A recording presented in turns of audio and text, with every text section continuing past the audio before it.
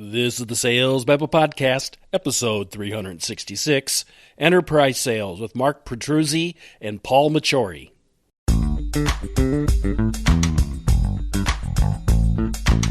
Welcome to Sales Babble, the podcast that shares selling secrets for non-sellers. And now your host, Pat Helmers.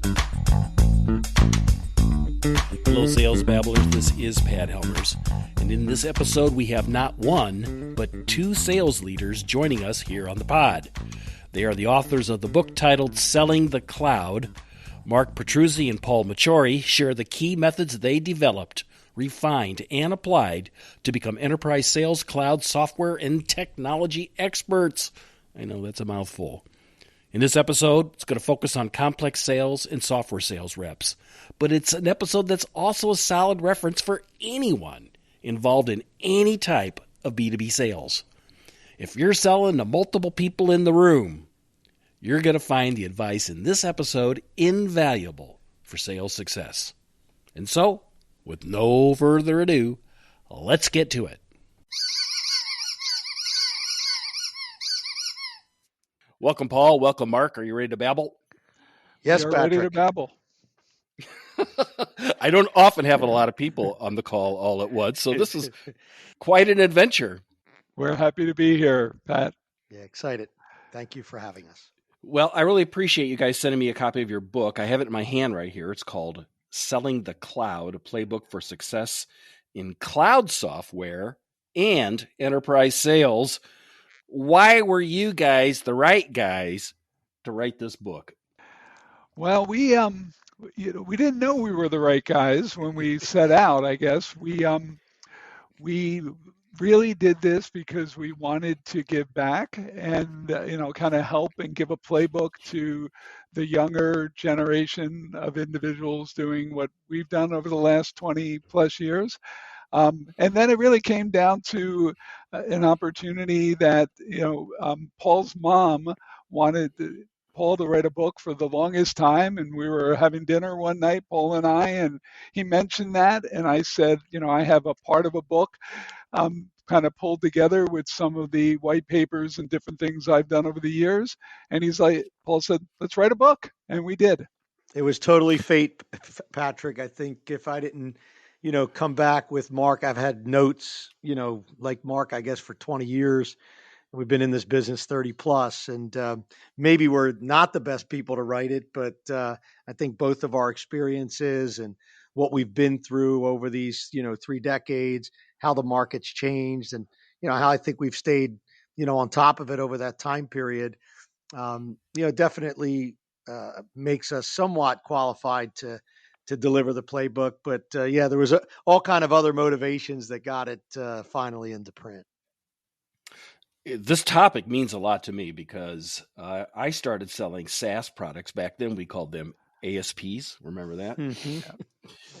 And you're dating yourself, Patrick. You're dating yourself.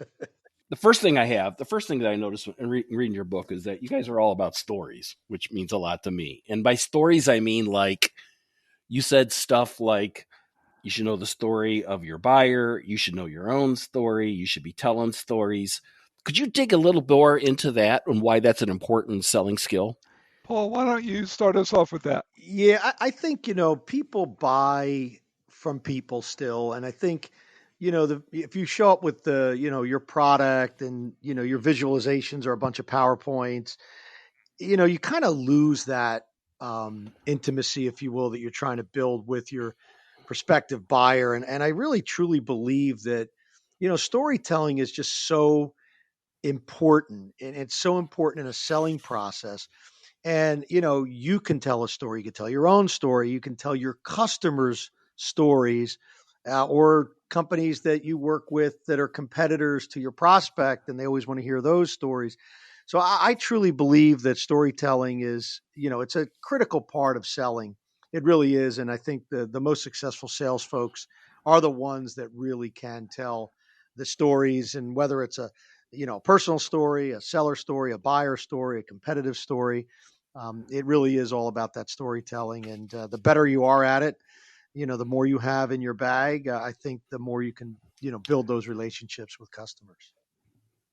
Yeah, and to add on to that, I have all of that. I've experienced all of that, through the years working in the space and just the importance of it. But I have another point of view that really kind of highlighted it for me, or another experience that has. I happen to have a number of friends who chose to go into acting and careers in producing and directing. Um, and through those relationships and spending time with them and getting involved a little bit in some film and TV investments over the years, I learned that just how powerful a story was. I knew I knew how important it was, but it took me to another level. It helped me to learn really how to do it, and how it hurts if you do it poorly. And what I've learned is, as you would imagine, individuals who write screenplays or produce a movie or direct a movie, they know how to tell stories. And even sitting in on a couple pitch meetings with them, it just all clicked that if you really know how to tell a story, if you know how to connect with your prospect or your client in the telling of that story and making it for them, it takes you in the relationship building phase, moves you along so much faster than you ever would anyway or otherwise. We've been talking in the context of the enterprise sale, which I don't know if maybe we should define that. Yeah, so for us, when we describe enterprise, it's really just complexity of sale. And typically it happens in larger organizations, but if you look at the SMB, the small to medium sized business segment, even the mid market, it's a different model than when you really are in an enterprise level, Fortune 500, Global 1000 type of organization. And it again comes down to complexity, comes down to number of individuals involved with a decision on the buying side, and it comes down to being more strategic in how you pull those relationships together and how you pull together their decision process to help move the deal along faster for them and for you and your company as well. And Patrick, just to add, I think we say enterprise software because that's where me and Mark, grew up, and that's what we know. But I think if you look at selling in general, and we tried to make this kind of a playbook, even though it's for enterprise software, it's for enterprise selling, because the complexity that Mark talks about, it doesn't have to be selling software or enterprise software. That's what we do. But I think a lot of the components that we talk about in this book are applicable to any complex selling environment, that you're involved with, especially with a large group of, personas that you have to deal with through traditionally a fairly long sales cycle and a large check that comes at the end of that process. So that's kind of a definition of it. Yeah, it was in my experience. You were sitting around the table with a bunch of different people who all had a bunch of different agendas. Exactly. Yeah. and you're trying to be like the ringmaster of a circus. Yes. It's not easy. It's not easy. And which is why stories are important, So because it kind of gets it kind of gets people to settle around the campfire of sorts.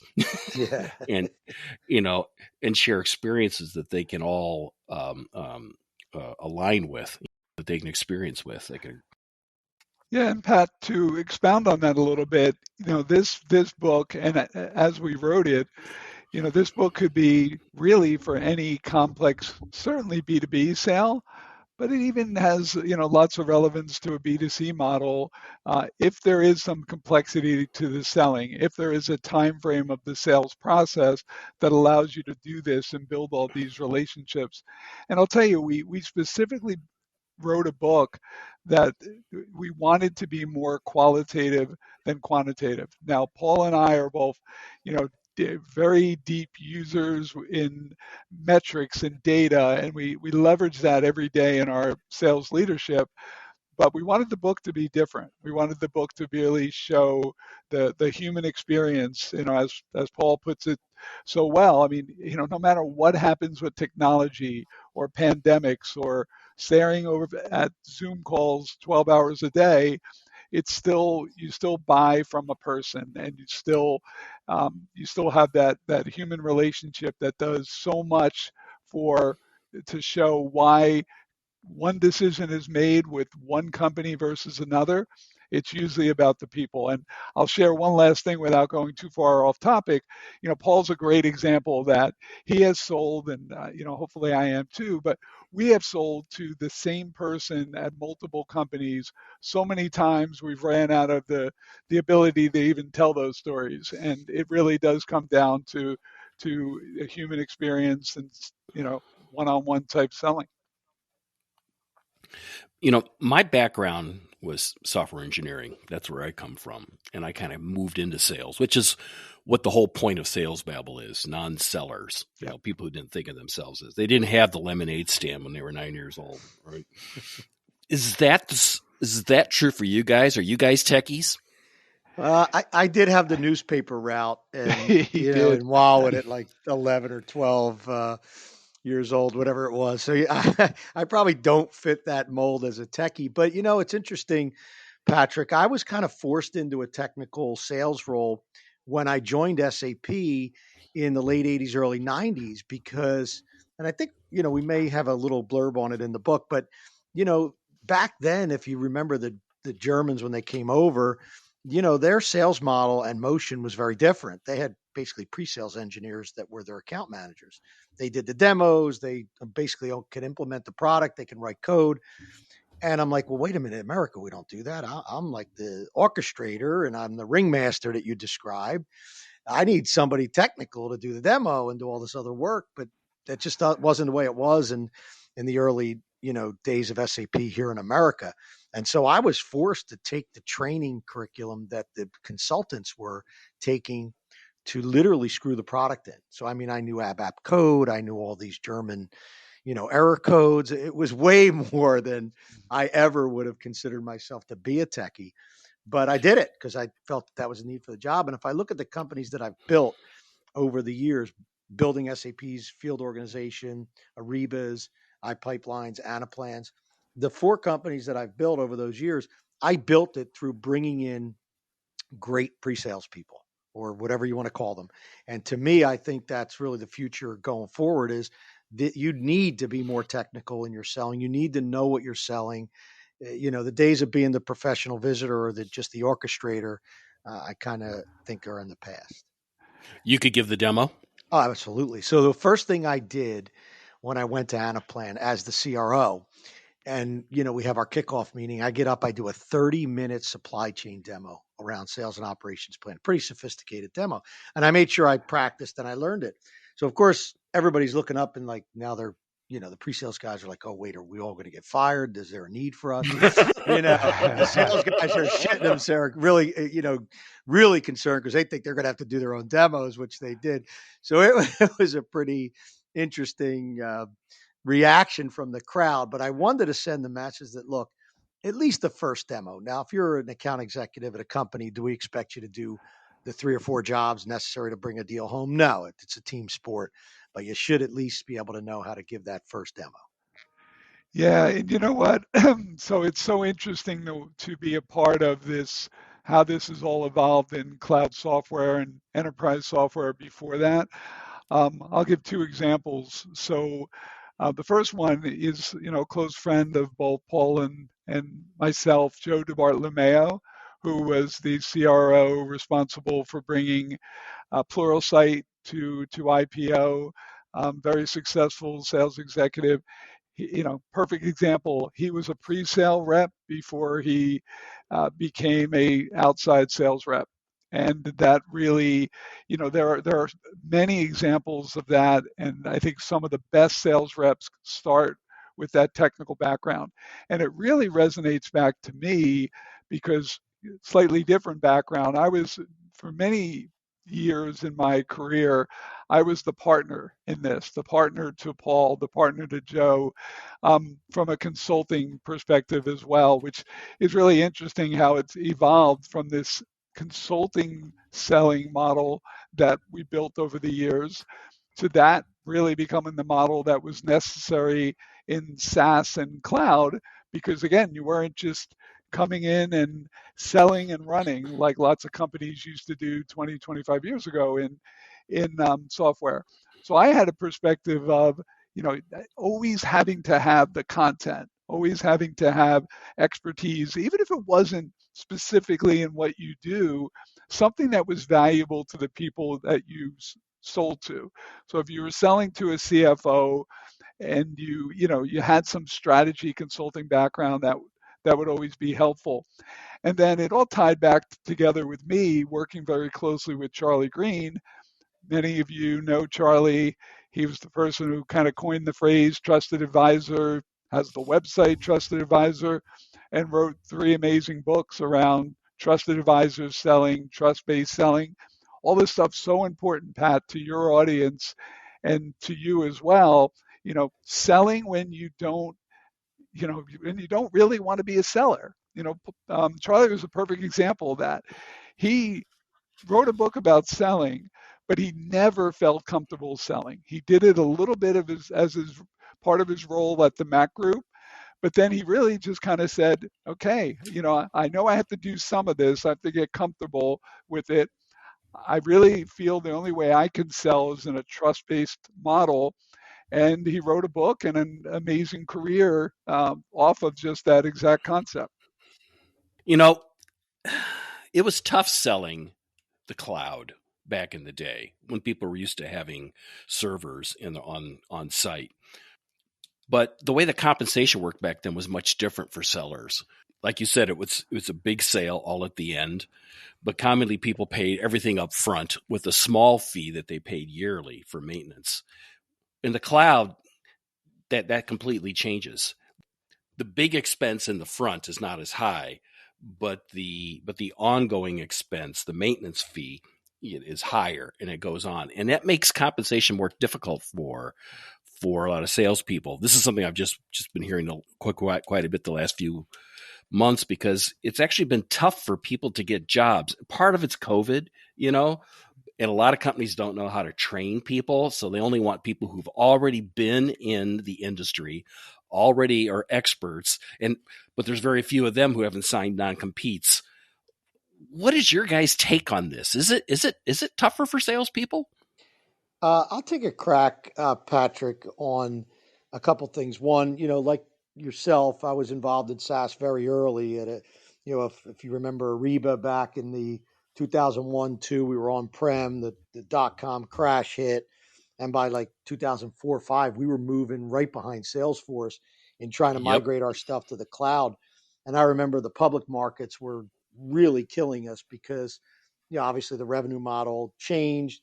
And we had a bunch of ex-SAP, Oracle, IBM type elephant hunters, as I would call them, that were very good at doing exactly what you said, that large upfront, get the, big money, and then, move on to the next one.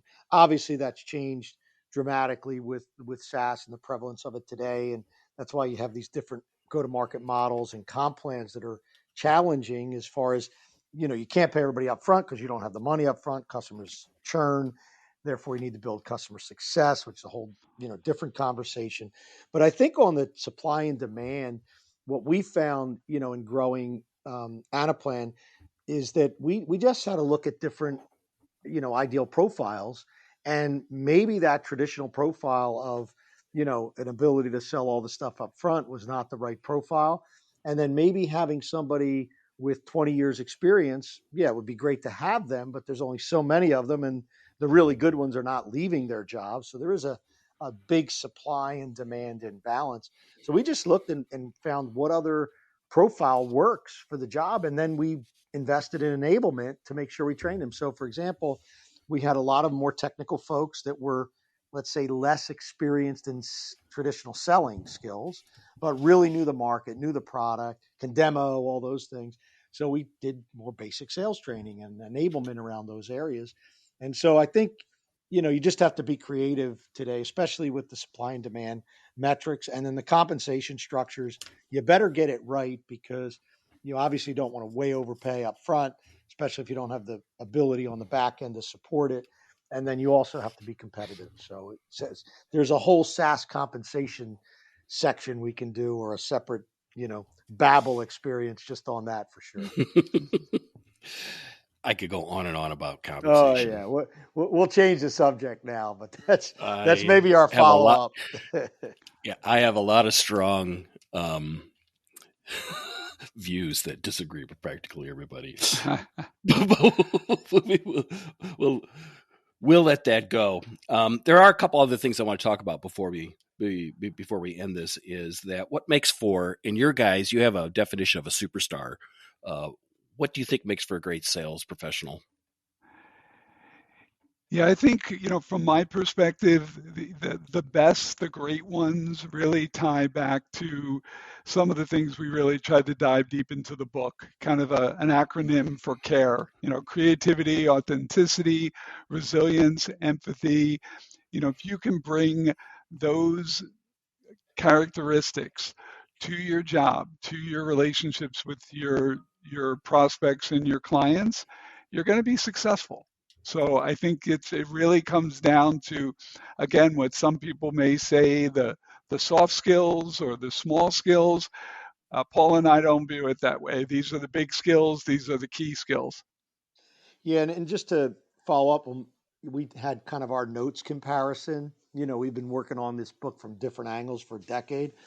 This is where it all kind of overlapped, right? We definitely agreed for sure on what that profile is of greatness in selling.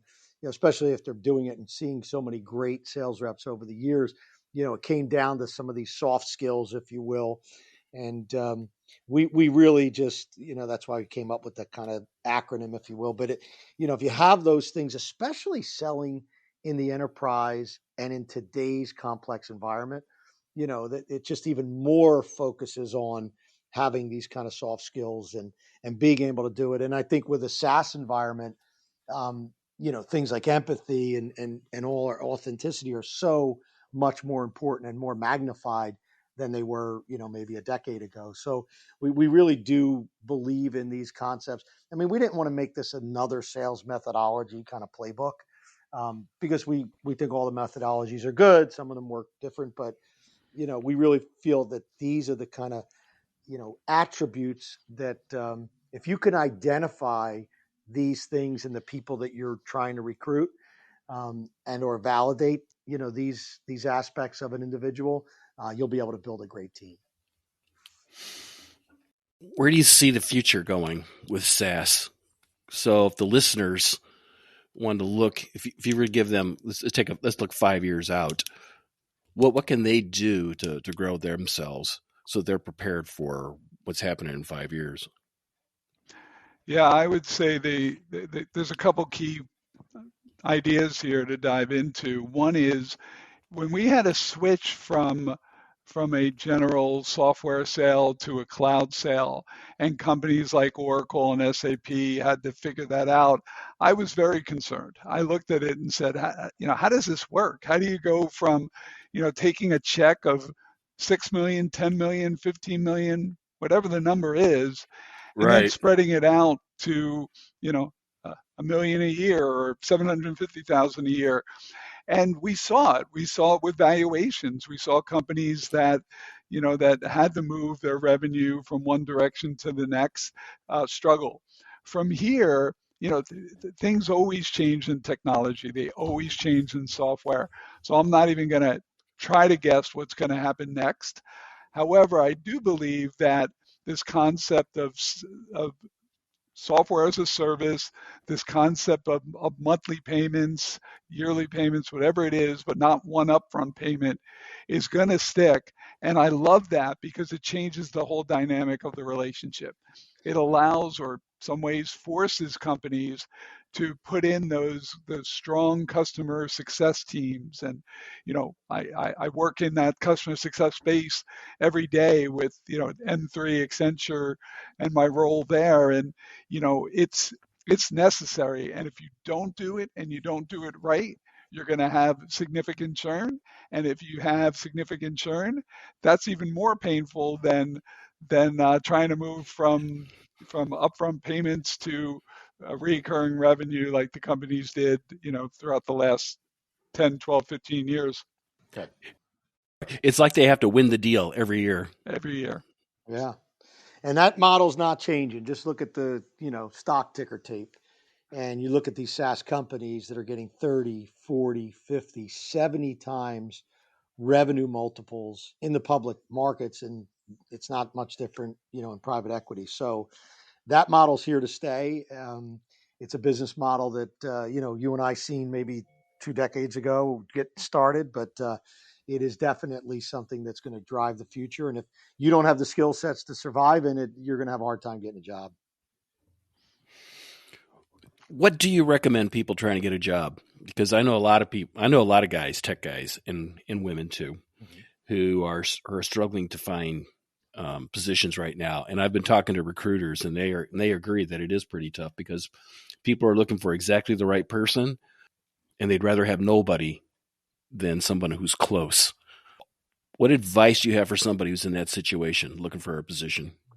Yeah, I'll pass it to Mark too in a second, but I think, the supply and demand, it depends on, each market and, geographically and things like that. A lot of those walls are coming down now in our new environment. But, I've hired a lot of folks who had a lot of experience that were not really productive recently. Yeah. And I kind of say they lost their fastball or they just don't have it. And then I've also taken flyers on younger, more aggressive folks that were willing to learn.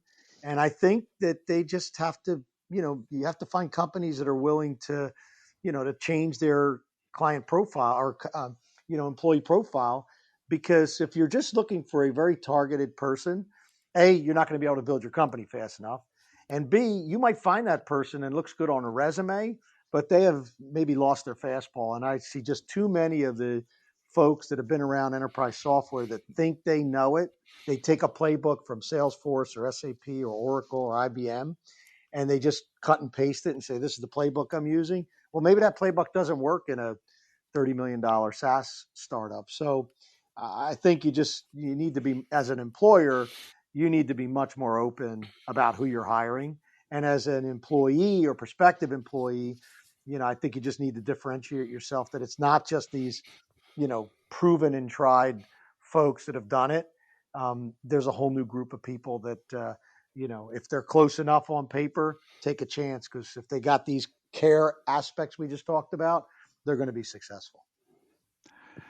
Yeah, and Paul knows I take this even a little further. I call some of those individuals, I use the term retreads, because you have this kind of model of people moving from, whether it be Salesforce.com to Microsoft to HubSpot to, and frankly, a lot of them get big compensation packages to do it. So, and at the same time, they're not changing their skill set. They're not putting the extra time and effort to really learning the way deals are being sold today versus how they were 15 years ago. So the advice that I would give is, no matter what your age is, think young. Go out there and think like a millennial and learn to sell like a millennial, and maybe even take a job that's a step below what you think. Well, forget about what you think, maybe a step lower than what you had in the past, because as we all know in sales, the title doesn't matter. Lots of ways the role doesn't even matter. It's your performance that matters. So think young, take the training, do the extra focus, really learn how to sell virtually versus the old-fashioned way of selling over a cup of coffee or a lunch or a dinner. Those are the things that matters today. This is good advice. And not just for people looking for jobs, but for sales managers when they're looking for positions, and owners, founders. If people want to connect with you guys, how would they do that, and how would they find your book? So the book they can find, right on Amazon, Barnes and Noble. It's spread out everywhere. BarnesandNoble.com, in a number of bookstores. But easiest way would just be Amazon.com, selling the cloud. To contact us, probably the best way is just LinkedIn. We are on there often, and reach out if there's anything we can do to help. We do. We've had hundreds, maybe over thousands of young sales reps that have reached out and just wanted to just connect with us on LinkedIn. And we accept them, and like I said, whenever we can help, we do. Yeah, I think, Patrick, for me, I'm not on LinkedIn as much as Mark is. He's the marketer in the duo here. Oh, that's a big mistake. Paul, that's a I try. It's just there's too many sources. I got Slack, I got LinkedIn, I got email. It's like, it's challenging. You have to set aside like an hour just to get updated, and that doesn't include Facebook, InstaFace, whatever it is. So if somebody really needs to track me down, InstaFace. That's what I say. Yeah, that's a time suck. There you go. I stay away from all that stuff. But obviously LinkedIn, I will be responsive. But if someone really has a need to get a hold of me, just Paul at stripes.co, not com.co. So makes it easy. Yeah. Cool. And I'll throw mine out there too. MV Petruzzi, M as in Mark, V as in Vincent. My last name at gmail.com is probably the easiest. I'll put this stuff, all these links in the show notes so people can find you. Guys, this has been fun. I really appreciate you stopping by and babbling here on Sales Babble. Thank you, Patrick. Thank you very much. Enjoyed babbling. Thanks, Pat. There you go. Take care. So I really like this idea of what's a sales superstar, and the acronym that they used, CARE, C-A-R-E, creativity, authenticity, resilience, and empathy. Those are the things, in my experience too, that really makes or breaks a sales superstar. If you're not expressing those behaviors when you're selling, it's going to be very difficult for you to be successful.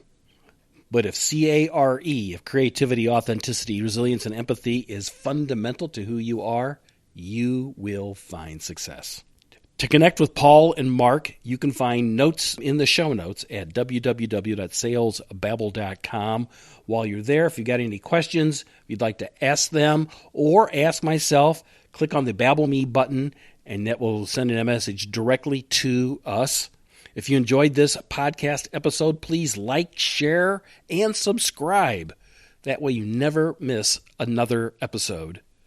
That's all we've got for this week, folks. Until next week, take care and have a highly successful and a profitable selling day.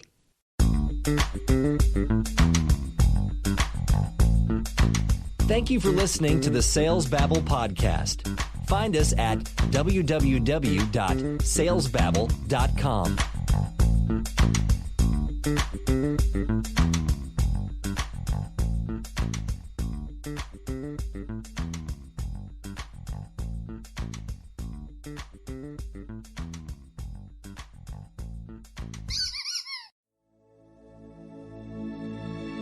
This is a production of Habanero Media.